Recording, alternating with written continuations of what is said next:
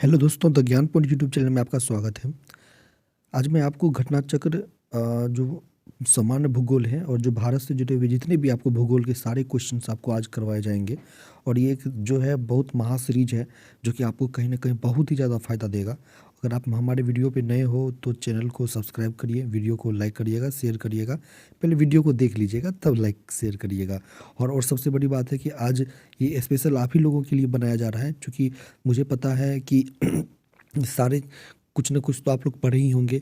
जो लेकिन ये जो आज जो सीरीज है ये आपको कहीं ना कहीं बहुत ही ज़्यादा फ़ायदा आपको दिलाएगा। इसीलिए हमारे वीडियो पे बने रहिए। और कहीं ना कहीं मैंने आप लोगों के लिए ही ये लाया ताकि आप लोगों को जो है आप लोग की तैयारी और ही बेटर हो सके। मैं आपको पहले से बता दूं मैं आपको क्या करवाऊंगा, देख लीजिए। अक्षांश विस्तार, मानक समय, और उसके बाद दूरस्थ बिंदु, सीमावर्ती देश, प्राकृतिक प्रदेश, उसके साथ ही साथ मैं आपको बता दूं उत्तर पूर्व पर्वतीय प्रदेश। ये सारे क्वेश्चन में आपको पर्वत चोटियाँ से लेकर के घाटियाँ और दर्रे, हिमरेखा, पठार, पश्चिमी तट, अरब सागर के द्वीप समूह, बंगाल की खाड़ी, यानी बहुत सारे क्वेश्चन। केंद्र शासित प्रदेश, प्रजाति, जनजाति, इसके साथ ही कौन सी जनजाति बड़ी जनजाति है, भाषाएं क्या है जनजातियों की भाषा, नदी घाटी, ब्रह्मपुत्र नदी तंत्र, दक्षिण भारत की नदियाँ, गंगा नदी तंत्र, बहुत सारी नदियाँ, नदियों के किनारे स्थित नहर, प्रपात, जलवायु, मानसून, यानी हर एक चीज़ आपको यहाँ पे देखने को मिलेगा। तो अगर हमारे वीडियो पे आप नए हो तो वीडियो को लाइक करिए, शेयर करिए, ताकि सभी लोग जो जो भी शिक्षक भर्ती से जुड़े हुए हैं उनका कहीं ना कहीं मतलब भला हो सके, और साथ ही साथ आपको आपके ज्ञान में वृद्धि हो सके। चलिए, तो आज मैं आपको स्टार्ट कर रहा हूँ, तो हमारे वीडियो पे बने रहिए। और एक चीज़ मैं बता दूँ, अगर आप वीडियो को आप देखना चाहते हो तो पैसेंस से देखना। थोड़ा सा आपको लगेगा, लेकिन पैसेंस से देखोगे तो कहीं ना कहीं आपको फ़ायदा ही देगा। एक लंबा सीरीज है और इस यहाँ से आपको निश्चित ही फ़ायदा देखने को मिलेगा। ये घटना चक्र का है और घटना चक्र का समान भूगोल है, और कहीं ना कहीं आपको मैं इससे के अलावा एक्स्ट्रा जो बातें होंगी वो भी मैं आपको बताऊंगा। तो चलिए वीडियो पे को स्टार्ट करते हैं। और वीडियो पे अगर आप नए हो तो वीडियो को लाइक करिए। चलिए तो देखते हैं कि क्या बातें हैं। देखिए, सबसे पहले बात अगर समान परिचय की बात कर लेते हैं तो क्षेत्रफल आता है। तो हम जानते हैं कि हमारा जो भारत के बारे में जो स्थिति है, तो यह स्थल मंडल के कुल क्षेत्रफल का 2.4% और मात्र 2.4% भाग अधिकृत है। जबकि जनसंख्या की बात करिएगा तो 17.5% जनसंख्या है, यानी 2.4% एरिया और 17.5% जनसंख्या। इसको आप नोट कर लीजिएगा। 2.4% एरिया, 2.4% एरिया है और 17.5% जनसंख्या। कहने का मतलब है विश्व का 2.4% ही अपने लोग के पास एरिया है, लेकिन विश्व का 17.5% जनसंख्या अपने लोग वहन करते हैं। ठीक है, इस चीज़ को आप समझ गए होंगे, मेरे ख्याल उम्मीद करते हैं आप समझ गए होंगे। आगे देखिए, तो आगे आगे यहाँ पे ये बातें हैं। अ, आगे यहाँ आगे यहाँ पे ये बातें हैं, देखिए इसको। चलिए, आगे यहाँ पे है कि भारतवर्ष में मतलब गांव की संख्या कितनी है। तो भारतवर्ष में गांव की 6,40,930 2011 की के सेंसस के अनुसार से। और साथ ही मैं बता दूं, भारतवर्ष आकार में सातवां सबसे बड़ा देश है। सातवां सबसे बड़ा देश है, सबसे बड़ा देश आपको रशिया है। उसके बाद अक्षांशीय विस्तार की बात कर लेते हैं। तो आठ, इसको ऐसे याद, मोबाइल नंबर याद होगा तो आपको मोबाइल नंबर की तरह याद कर लेना है। 84 376 68 7 97 25, 68 7 97 25, इसको याद कर लेना है। शुरू में अक्षांश विस्तार 84 376, यानी 84 376 ये अक्षांश विस्तार हो गया। 68 7 और 97 25 ये आपका पूर्वी देशांतरीय, मतलब ये देशांतरीय विस्तार हो गया। तो 84 376, 68 7 97 25, इसको अगर आप याद कर लोगे तो कहीं ना कहीं ये जो है आपको याद हो जाएगा। आगे देखिए, अब आगे यहाँ पे है कि सिक्किम से गुजरने वाला अक्षांश रेखा गुजरती है राजस्थान से। कहाँ से गुजरती है? राजस्थान से। तो सिक्किम से गुजरने वाला जो अक्षांश रेखा है वो राजस्थान से होकर गुजरती है। देखिए, भारत के लगभग बीचों बीच होकर कौन गुजरती है? कर्क रेखा। मैं आपको बता दूं तो भारत के बीचों बीच कौन गुजरती है? कर्क रेखा। ये कर्क रेखा 8 राज्यों से होकर गुजरती है और भारत के बिल्कुल बीचों बीच गुजरती है, गुजरात से। उसके बाद इधर आप देख लीजिए, इधर आपको त्रिपुरा, मेघालय, ठीक है, रांची, जो है आपको मध्य प्रदेश, ठीक है, ये आपका गुजरात का एरिया आ जाता है। ये मध्य प्रदेश का एरिया आ जाता है, छत्तीसगढ़ का एरिया आ जाता है, उड़ीसा आ जाता है, मेघालय आ जाता है, त्रिपुरा आ जाता है, झारखंड आ जाता है, झारखंड की रांची से होकर ये गुजरता है। तो इस चीज़ को आप समझ जाइए, ठीक है। उम्मीद करते हैं आप समझ में आ गया होगा। 8 राज्यों से होकर गुजरती है। कितने राज्यों से? 8 राज्यों से होकर गुजरती है। अब देखिए आगे क्या क्वेश्चन है कि जिस जिले से 70 डिग्री पूर्वी देशांतर रेखा गुजरती है वो जैसलमेर है। कौन सा है ये? जैसलमेर।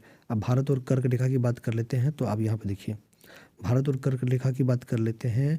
तो कर्क रेखा किन राज्यों से गुजरती है? तो गुजरात से, जैसा कि मैंने बोला, राजस्थान से, मध्य प्रदेश से, झारखंड से, छत्तीसगढ़ से, पश्चिम बंगाल से, त्रिपुरा से और मिजोरम से, ठीक है। इन 8 राज्यों से होकर गुजरती है। तो फिर से बता दूं, गुजरात से गुजरती है, राजस्थान से, मध्य प्रदेश से, झारखंड से, छत्तीसगढ़ से, पश्चिम बंगाल से, त्रिपुरा से और मिजोरम से। इस 8 राज्यों से वो गुजरती है।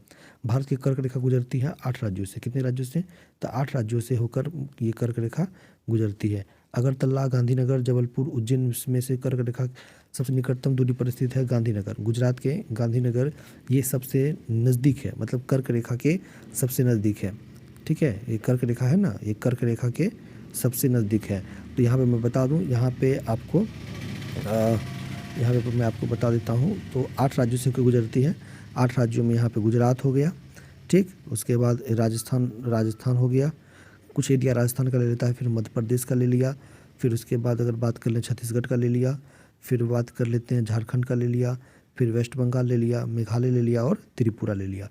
तो इस तरह से 8 राज्य हैं जो कि 8 राज्यों से होकर ये गुजरती है। साथ में आपको बता देता हूँ कि ये झारखंड से होकर गुजरती है। कहाँ से? झारखंड से वो गुजरती है। उसके बाद यहाँ पे देखिए हाँ, उसके बाद देखिए यहाँ पे दिल्ली, कोलकाता, जोधपुर, नागपुर शहरों में कर्क रेखा निकट है, कोलकाता के निकट है। भारत के को लगभग दो मतलब भारत को 2 लगभग बराबर भागों में विभाजित करने वाला रेखा है वो कर्क रेखा ही है। और कर्क रेखा 23.5 डिग्री उत्तरी अक्षांश, कितना है ये? 23.5 डिग्री उत्तरी अक्षांश। मतलब ये जैसे ये आपका पृथ्वी हो गया, तो ये 0 डिग्री हो गया विषुवत रेखा। 23.5 डिग्री जो ऊपर आप देख रहे हो उत्तरी अक्षांश, ये 23.5 डिग्री ये हो गया कर्क रेखा। क्या हो गया? ये कर्क रेखा। तो पृथ्वी 23.5 डिग्री झुकी हुई है। तो आगे देखिए, आगे क्या क्वेश्चन है? आगे क्वेश्चन ये है कि झारखंड, मणिपुर, मिजोरम, त्रिपुरा। देखिए क्वेश्चन कैसे कैसे क्वेश्चन पूछ रहा है। झारखंड, मणिपुर, मिजोरम, त्रिपुरा राज्यों में से कर्क रेखा के उत्तर में स्थित भारतीय राज्य कौन है? देखिए झारखंड हो गए, मणिपुर हो गए, मिजोरम हो गए और त्रिपुरा राज्यों में से कर्क रेखा के उत्तर में कौन कौन राज्य है? तो मणिपुर। देखिए मणिपुर जो है, जितनी भी कर्क रेखा है सारा वो जो है दक्षिण में पड़ता है, लेकिन उत्तर में आपका मणिपुर पड़ जाता है। हैदराबाद, चेन्नई, भोपाल, दिल्ली शहरों में से जून माह में दिन की अवधि अधिकतम होगी दिल्ली में। देखिए हैदराबाद, चेन्नई, भोपाल, दिल्ली शहरों में से जून माह में दिन की अवधि अधिकतम होगी, क्योंकि ये सब दक्षिण भारत में आ जाते हैं और दिल्ली जो है वो उत्तर भारत में है। हालांकि भोपाल भी है, लेकिन दिल्ली जो है वो नज़दीक है। तो आप यहाँ पे चलिए आगे देखिए, यहाँ पे मानक समय की बात कर लेते हैं। तो मानक समय में जब भारतीय मानक समय के यामोत्तर पर अर्धरात्रि है तो एक स्थान पर सुबह का 6 बजता है, तो उस स्थान की अवस्थिति जिसे यामोत्तर पर है वो है 172 डिग्री पूर्व। गुजरात के पश्चिमी गांव और अरुणाचल प्रदेश के सबसे पूर्वी छोर पर स्थित वालांग के समय कितने घंटे का अंतर होगा? 2 घंटे का। देखिए कितने घंटे का अंतर होगा? 2 घंटे का। मैं आपको बता देता हूँ। जैसे गुजरात में गुजरात से और बिहार की बात कर लेंगे तो 45 मिनट का अंतर आता है, और अगर अरुणाचल प्रदेश की बात कर लेंगे तो 2 घंटे का अंतर आता है। यानी कह सकते हो कि आपको सूर्योदय अरुणाचल प्रदेश में पहले होएगा और कुछ 2 घंटे के बाद आपको देखने को मिलेगा गुजरात में। तो इस चीज़ को आप समझ लीजिए। आगे चलिए, आगे क्या क्वेश्चन है? देखिए यहाँ पे क्या है कि औरंगाबाद का अक्षांश वडोदरा व क्वेश्चन है औरंगाबाद का अक्षांश वडोदरा व पुणे के अक्षांशों के बीच चेन्नई की तुलना में बेंगलोर की अवस्थिति अधिक दक्षिणावर्ती है। रीवा, सागर, उज्जैन, होशंगाबाद शहरों में से भारतीय मानक समय देशांतर के निकट शहर कौन है? रीवा। यदि भारतीय मानक समय के अनुसार पूर्वाह्न 10 बजे है तो 92.5 डिग्री पूर्वी देशांतर पर शिलोंग का स्थानीय समय होगा 10:38। यदि भारतीय मानक समय यामयोत्तर पर मध्याह्न है तो 120 डिग्री पूर्वी देशांतर पर स्थानीय समय होगा आपको 2:30। ठीक है। तो ये मतलब कहने का मतलब यदि भारतीय मानक समय यामोत्तर पर मध्याह्न हो, ठीक है, तो 120 डिग्री पर पूर्वी देशांतर पर स्थानीय समय कितना होगा? 2, मतलब ढाई ढाई बजेंगे। आंध्र प्रदेश, छत्तीसगढ़, महाराष्ट्र और उत्तर प्रदेश की, आंध्र प्रदेश, छत्तीसगढ़, महाराष्ट्र, आंध्र प्रदेश, छत्तीसगढ़, महाराष्ट्र, उत्तर प्रदेश राज्यों में से भारतीय मानक समय की यामोत्तर नहीं गुजरती है महाराष्ट्र से। भारतीय मानक समय की देशांतर रेखा साढ़े 82 डिग्री ये इलाहाबाद के नैनी से होकर गुजरती है। भारत की प्रमाणिक मध्याह्न रेखा 82.5 डिग्री पूर्वी देशांतर, ये याद रखिएगा, वहाँ पे 82.5 डिग्री पूर्वी देशांतर है। देखिए IST और ग्रीनविच के बीच 5.5 घंटा का वो समय मिलता है, कितना का? 5.5 घंटा का अंतर पाया जाता है। यानी कहने का मतलब है कि ग्रीनविच के बीच यानी GMT और IST के बीच में 5.5 घंटे का अंतर देखने को आपको मिलेगा। और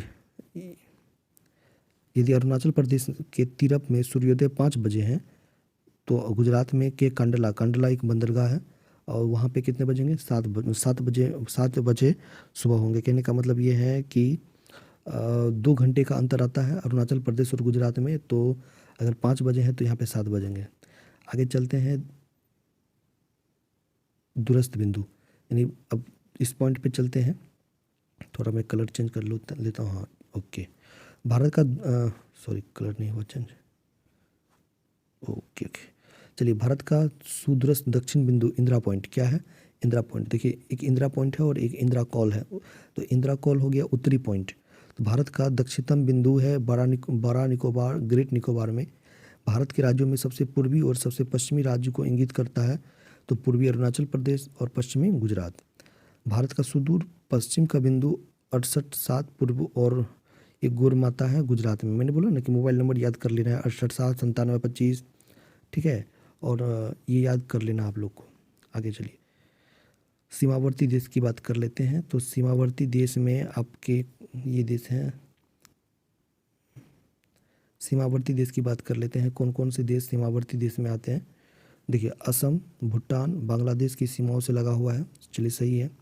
पश्चिम बंगाल, भूटान, नेपाल की सीमाओं से लगा हुआ, ये भी सही है। मिजोरम जो है बांग्लादेश, म्यांमार की सीमाओं से लगा हुआ, ये भी सही।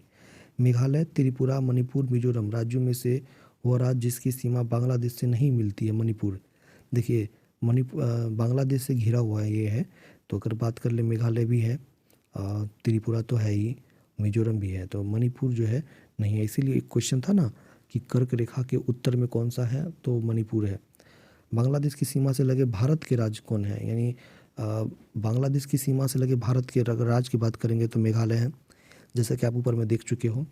असम भी है, वेस्ट बंगाल है, त्रिपुरा है, मिजोरम है, मणिपुर नहीं है, ठीक है ना, मणिपुर नहीं है। तो ये मेघालय हो गए, असम हो गए, वेस्ट बंगाल हो गए, त्रिपुरा हो गए और मिजोरम हो गए। ये बांग्लादेश के सीमा से लगे हैं और कुल 5 राज्य हैं, ये याद रखिएगा, ये भी पूछा जाता है। कुल 5 राज्य हैं। और आगे देखिए, सिक्किम, मेघालय, अरुणाचल प्रदेश। सिक्किम, मेघालय, अरुणाचल प्रदेश और पश्चिम बंगाल राज्यों में से भूटान के साथ सीमा नहीं लगाती मेघालय नीचे आ जाता है तो भूटान के साथ सीमा नहीं लगा पाती है, लेकिन सिक्किम लगाती है, मेघालय लगाती है, सॉरी अरुणाचल प्रदेश लगाती है, वेस्ट बंगाल लगाती है, मेघालय नहीं लगाती है। वो भारतीय राज्य जिसकी अधिकतम सीमा म्यांमार से स्पर्श करती है अरुणाचल प्रदेश। अरुणाचल प्रदेश एक ऐसा राज्य है जो कि म्यांमार, जिसका पुराना नाम बर्मा था, उससे काफ़ी ज़्यादा मतलब स्पर्श करती है। चलिए आगे देखते हैं यहाँ से क्वेश्चन। चलिए, अब ये है कि म्यांमार से उभयनिष्ठ सीमा नहीं है असम की, मतलब कोई सीमा जुड़ा हुआ नहीं है। पाकिस्तान से सीमा बनाने वाले भारतीय राज्य पंजाब, कश्मीर, जम्मू कश्मीर, राजस्थान, गुजरात। यानी आप कह सकते हो कि अगर इंडिया यहाँ पे इंडिया अगर मैं आपको बता देता हूँ, जैसे कि ये मान के चलिए इंडिया, और ये हो गया आपका पाकिस्तान, ठीक है। तो ये जो बनाएगा यहाँ पे, तो यहाँ पे आपका हो गया पंजाब, ठीक है, उसके बाद हो गया राजस्थान, उसके बाद आपका हो गया गुजरात, ठीक है, और उसके बाद इधर हो गया आपका जम्मू कश्मीर। तो देख लीजिए आप, जम्मू कश्मीर,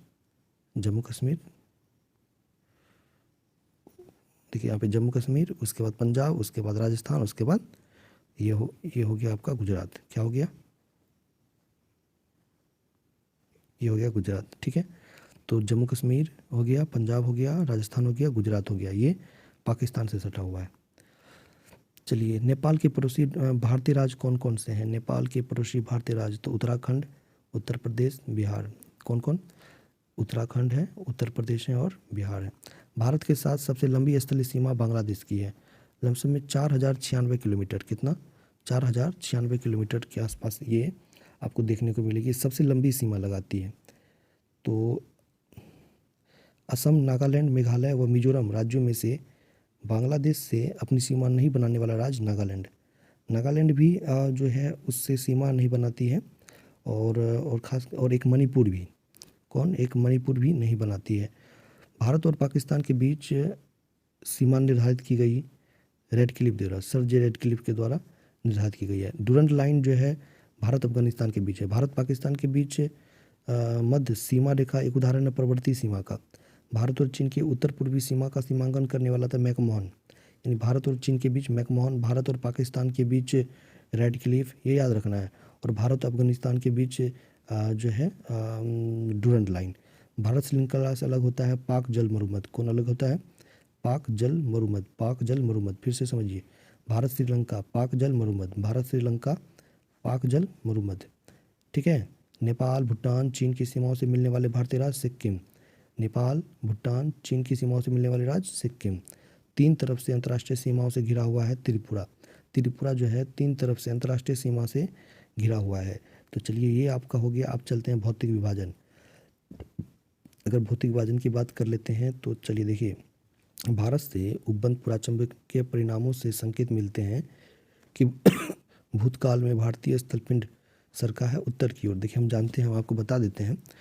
पहले भारत का जो उपमहाद्वीप है ना, वो गोंडवाना लैंड का हिस्सा है। किसका हिस्सा था? गोंडवाना लैंड का हिस्सा है।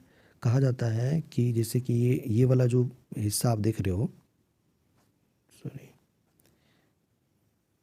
देखिए ये वाला जो आप हिस्सा देख रहे हो, ये वाला जो हिस्सा आप देख रहे हो, तो ये वाला जो हिस्सा है ये गोंडवाना लैंड का हिस्सा है। कौन? गोंडवाना लैंड, गोंडवाना लैंड का हिस्सा है। ठीक है। और ये जो है ये जो प्लेट आप देख रहे हो ना, ये उत्तर की ओर खसका है। मतलब ये वाला जो देख रहे हो एरिया, ये पहले इसका एरिया नहीं था, मतलब भारत से सटा हुआ नहीं था। तो इसीलिए क्वेश्चन आपको यहाँ पे है कि भारत से उपबंध पूरा चंबकीय परिणाम के संकेत मिलते हैं। भूतकाल में भारतीय स्थलपिंड सरका है उत्तर की ओर। तो ये जो पार्ट आप देख रहे हो, तो ये पहले इसका हिस्सा नहीं था। तो ये जो है अफ्रीका सबसे सटा हुआ था। तो ये वाला जो हिस्सा है वो भारत से जाकर के चिपका हुआ है, चिपका। तो ये जो है उत्तर की ओर खिसका है। ठीक है। चूँकि उत्तर की ओर इसलिए बात कर रहे हैं तो चूँकि ये 0 डिग्री हो गया, तो ये जो है उत्तर की ओर गया, और तो इसलिए ये कहा गया 0 डिग्री मतलब विषुवत रेखा है, तो उत्तर की ओर खिसका है। तो इस चीज़ को आप समझ गए होंगे। आगे चलिए बता देते हैं। भारतीय विभाजित है 4 प्राकृतिक प्रदेशों में। कितना प्रदेशों में? उत्तराखंड में पाताल तोड़ कुआं पाया जाता है, तराई क्षेत्र में। किसमें? तराई क्षेत्र में पाताल तोड़ कुआं पाया जाता है। यदि हिमालय पर्वत श्रेणियाँ नहीं होती तो भारत पर सर्वाधिक संभाव्य भौगोलिक प्रभाव, अगर हिमालय नहीं होती, चूँकि हिमालय, देखिए हिमालय एक नवीन पर्वत है। देश के अधिकांश भाग में साइबेरिया से आने वाली शीत लहरों का अनुभव होता। अगर हिमालय नहीं होती रे बाबा, तो क्या होता? तो शीत लहरों का अनुभव होता। क्या होता भाई साहब? शीत लहरों का अनुभव होता है। अब चलिए मैं बता देता हूँ थोड़ा सा और इसमें। देखिए हिमालय क्या है, तो जैसे हिमालय से 3 महत्वपूर्ण नदियाँ निकलती है। अगर हम बात कर लेते हैं हिमालय से, हिमालय से 3 महत्वपूर्ण नदियाँ निकलती हैं। ये है कि मानसरोवर झील। तो मानसरोवर झील से एक नदी निकलती है ब्रह्मपुत्र नदी, और एक नदी एक साइड से, जैसे ये जैसे मानसरोवर है ना, तो एक साइड से ब्रह्मपुत्र नदी निकलती है और एक साइड से सिंधु नदी निकलती है। तो जो सिंधु नदी निकलती है वो पाकिस्तान होते हुए चली जाती है। और एक तो ये नदी हो गया, और एक जो है भारत में गंगोत्री से यहाँ से निकलती है गंगा नदी 2525 किलोमीटर, वो भी बांग्लादेश में जा गिरती है। तो 3 महत्वपूर्ण नदी है जिसको आपको समझना है। इसमें आपको यहाँ पर सिंधु नदी, और यहाँ पे ब्रह्मपुत्र नदी, और यहाँ पे गंगा नदी, ये तीनों जो है बहुत ही इंपॉर्टेंट नदी हैं। ये बहुत ही बड़ा अपवाह तंत्र बनाते हैं। तो इन तीनों को ही अपने लोग पढ़ना है। तो अभी मैं आपको बता देता हूँ, आगे इसको पढ़ेंगे। चलिए, तो उत्तराखंड में क्या है? पाताल तोड़ कुएँ हैं। यदि हिमालय पर्वत श्रेणियाँ नहीं होती तो क्या होता? तो भारत पर सर्वाधिक स्थिति ये होता है कि साइबेरिया से आने वाली शीत लहरों का अनुभव होता। तो अपने लोग भी ठंड से कांपते सब दिन। सिंधु गंगा मैदानी इतनी सुविस्तृत जलोढ़ मृदा से वंचित होता, मानसून का प्रतिरूप वर्तमान प्रतिरूप से भिन्न भिन्न होता। यानी जो अपने लोग यहाँ पे जो ये जो सिंधु गंगा और ब्रह्मपुत्र ये सब जो नदियाँ जो जलोढ़ मिट्टी लाती है, मतलब जलोढ़ मिट्टी मतलब कि नई मिट्टी, जो नई नई मिट्टी लाती है, तो जो नई मिट्टी लाती है तो ये जो नई मिट्टियाँ हैं ना, उसको बोलते हैं बांगर और एक को बोलते हैं खादर। ठीक है, तो बांगर और खादर, तो ये जो मिट्टियाँ हैं तो नई मिट्टी को खादर बोलते हैं, बहुत ही उपजाऊ होती है। ठीक है, आगे चलिए देखते हैं, पढ़ेंगे आगे उसको। तो चलिए यहाँ पे क्या है, भारत के भू आकारों की रचना के संबंध में सही क्या है कि संरचनात्मक दृष्टि से मेघालय पठार दक्कन पठार का ही विस्तारित भाग है। कश्मीर घाटी की रचना एक समभिन्नति में हुई, गंगा मैदान की रचना एक अग्रगर्त में हुई। तो इस चीज़ को आप समझिए कि भू आकार में अगर बात कर लें तो संरचनात्मक दृष्टि से मेघालय का पठार दक्कन का पठार का ही हिस्सा है, उसका ही विस्तारित भाग है। कश्मीर घाटी की रचना एक समभिन्नति में हुई और गंगा मैदान की रचना एक अग्रगर्त में हुई। आगे चलिए देखते हैं, भारत के पश्चिमी समुद्र तट का निर्माण कैसे हुआ। तो ये भूमि के उत्थान एवं निर्गमन के कारण पश्चिमी समुद्र तट का निर्माण हुआ, भूमि के उत्थान और निर्गमन के कारण। चलिए आगे क्वेश्चन है, यहाँ ये बहुत अच्छा क्वेश्चन है, देखिए यहाँ पे एक दक्कन ट्रेप, तो क्रिटेशियस आदि नूतन काल के ये हैं। उसके बाद पश्चिमी घाट उत्तर नूतन काल, अरावली प्री कैम्ब्रियन, नर्मदा नदी अत्यंत नूतन काल। तो ये देखिए आगे ये क्वेश्चन है, केरल का कुट्टानाड प्रसिद्ध है। तो केरल का जो कुट्टानाड प्रसिद्ध है, भारत के न्यूनतम ऊंचाई वाले क्षेत्र के रूप में इसे केरल का धान का कटोरा कहा जाता है। तो कुट्टानाड को क्या कहते हैं, धान का कटोरा। FAO द्वारा वैश्विक महत्वपूर्ण कृषि विरासत प्रणाली घोषित की गई है। चलिए आगे देखें, उत्तर का पर्वतीय प्रदेश की बात कर लेते हैं। तो हिमालय से निकलने वाली सभी नदियाँ सतत वाहिनी हैं। यस, सतत वाहिनी है, मतलब हमेशा बहती है। उसके बाद हिमालय अपनी वर्षा का अधिकांश दक्षिण पश्चिम मानसून से प्राप्त करता है। सही बात है, हिमालय अपनी वर्षा का जो अधिकांश है वो दक्षिण पश्चिम मानसून से जो पवनें आती हैं हिमालय से टकराती हैं तो बारिश होता है। तो ये भी सही बात है, लेकिन इसकी सही व्याख्या नहीं है। आगे देखिए दूसरा क्वेश्चन क्या है, हिमालय से निकलने वाली नदियाँ सतत वाहिनी है। तो अभी कहा गया कि हिमालय से निकलने वाली जितनी नदियाँ हैं वो क्या है, सतत वाहिनी है। क्या है, हिमालय नदियों का उद्गम स्रोत हिमानियों से होता है। सही बात है, तो इसका जो ये वेरीफाई कर देता है कि हिमालय से निकलने वाली नदियों का सतत वाहिनी है और नदियों का उद्गम स्रोत हिमानी में स्थित है, तो ये सही है। हिमालय की रचना समांतर वलय श्रेणियों से हुई, जिसमें से प्राचीनतम श्रेणी वृहत हिमालय श्रेणी है। क्या है, वृहत हिमालय श्रेणी है। उत्तर भारत में उप हिमालय क्षेत्र के सहारे फैले समतल मैदान को क्या कहते हैं, भाबर। देखिए क्वेश्चन पूछता है, और ये आपका जो NCERT में भी मतलब SCERT में भी था कि भाबर क्या है। हिमालय पर्वत का पर्वतीय प्रदेश शिवालिक पहाड़ियाँ हिस्सा है हिमालय का। शिवालिक श्रेणी का निर्माण सोनोजोइक यानी प्लेओसिन युग में हुआ। किस युग में हुआ था, सोनोजोइक युग में। शिवालिक श्रेणियों की ऊंचाई कितनी है, ये थोड़ी कम होती है, 850 से 1200 मीटर होती है। शिवालिक सेल समूह के दक्षिण में भाबर क्षेत्र उदाहरण है। ये जो सेल समूह है भाबर क्षेत्र, ये उदाहरण है, गिरिपथ की स्थिति को बताता है। किसको बताता है, गिरिपथ की स्थिति। उत्तराखंड, उत्तर प्रदेश, सिक्किम, हिमाचल प्रदेश में हिमालय पर्वत श्रेणियाँ कहाँ किसका हिस्सा नहीं है, उत्तर प्रदेश में थोड़ी है हिमालय। हिमालय के तरुण वलित पर्वत नवीन मोड़दार पर्वत के साक्ष्य कहे जा सकते हैं। गहरे खड, यू घुमावदार वाली नदी मार्ग, समानांतर पर्वत श्रेणियाँ, भूस्खलन के लिए उत्तरदायी, मतलब ये सब कारण है इसके नवीन मोड़दार पर्वत होने के। चलिए आगे क्वेश्चन है, इधर पढ़ेंगे अपने लोग। यहाँ पे देखिए, यहाँ पे लिखा हुआ है कि जम्मू कश्मीर के मानचित्र का जांच करिए, तो कौन कौन सा ये दर्रा है। देखिए ये बहुत इंपॉर्टेंट क्वेश्चन है। देखिए इसमें मैं आपको बता देता हूँ कौन कौन दर्रा है। तो सबसे पहले ये समझ जाइए कि 1, 2, 3 और 4। तो सबसे पहले अगर बात कर ले काराकोरम दर्रा, यहाँ पे काराकोरम दर्रा है, ये आपका लद्दाख दर्रा है। और ये जो रुक जाइए, ठीक है, ये आपका काराकोरम दर्रा है, ये आपका लद्दाख दर्रा है, ये आपका जास्कर दर्रा है और ये आपका पीर पंजाल दर्रा है। तो KLGP क्या याद रखना है, KLGP काराकोरम दर्रा। अगर मतलब उत्तर से दक्षिण की ओर आएंगे तो काराकोरम दर्रा, फिर लद्दाख दर्रा, फिर जास्कर और फिर पीर पंजाल, ये समझ लीजिएगा। ठीक है, आगे चलते हैं। लघु हिमालय देखिए देखिए हिमालय को 4 भाग में बाँट दिया गया है। तो लघु हिमालय जो है शिवालिक और महान हिमालय के मध्य कहाँ पे है? शिवालिक और महान हिमालय के मध्य पश्चिमी भाग में हिमालय की श्रेणियाँ का दक्षिण से उत्तर की ओर सही क्रम। देखिए तो अभी जो मैंने बोला था दक्षिण से उत्तर उत्तर से दक्षिण बोला था, लेकिन अब है कि दक्षिण से उत्तर की ओर अगर क्रम बोलेंगे तो सबसे पहले आता है शिवालिक, ठीक है, लघु हिमालय, उसके बाद आता है महान हिमालय। क्या आता है? तो पहले शिवालिक, लघु हिमालय और महान हिमालय। क्या आता है? पहले शिवालिक, फिर लघु हिमालय, फिर महान हिमालय। और शिवालिक हो गए और महान हिमालय के बीच में क्या है? लघु हिमालय। देखिए शिवालिक, लघु हिमालय और महान हिमालय। तो शिवालिक और महान हिमालय के बीच में क्या आ गया? लघु हिमालय, ठीक है।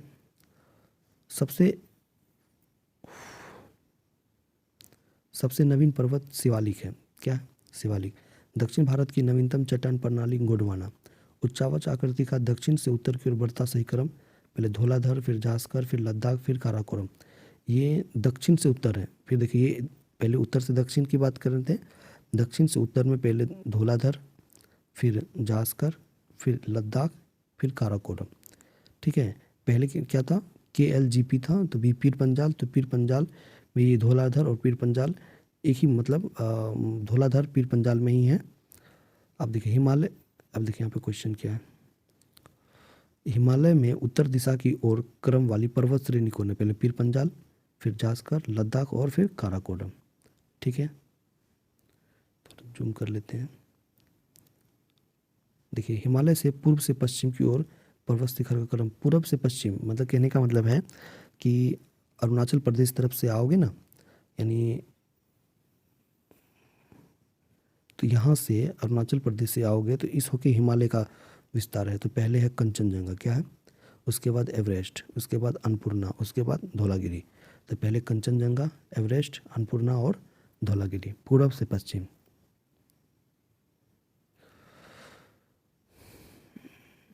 चलिए अब दूसरा क्वेश्चन है कि पूर्वी हिमालय की तुलना में ट्री लाइन की ऊंचाई मान पश्चिम हिमालय में कम है। यानी कहने का मतलब है पूर्वी हिमालय की तुलना में जो पश्चिमी हिमालय में जो है वो ट्री लाइन की ऊंचाई कम है। या आप कह सकते हो पूर्वी हिमालय की ऊंचाई कम है, पश्चिम हिमालय की ऊंचाई मतलब ज़्यादा है।